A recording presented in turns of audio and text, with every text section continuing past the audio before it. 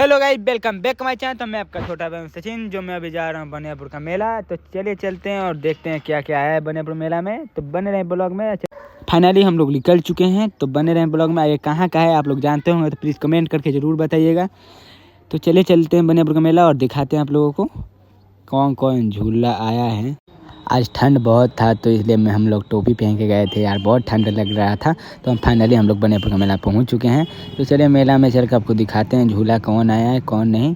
और वीडियो पसंद तो प्लीज़ सब्सक्राइब जरूर कर लीजिएगा। देखिए हम लोग मेला में पधार चुके हैं, तो देख सकते हैं झूला देख सकते हैं आप लोग।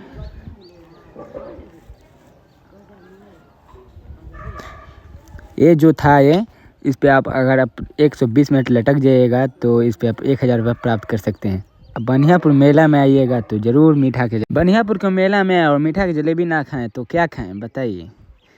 आइए तो ज़रूर खाइए। फिर मिलते हैं कल। आज के लिए बाय बाय। आज के लिए इतना ही।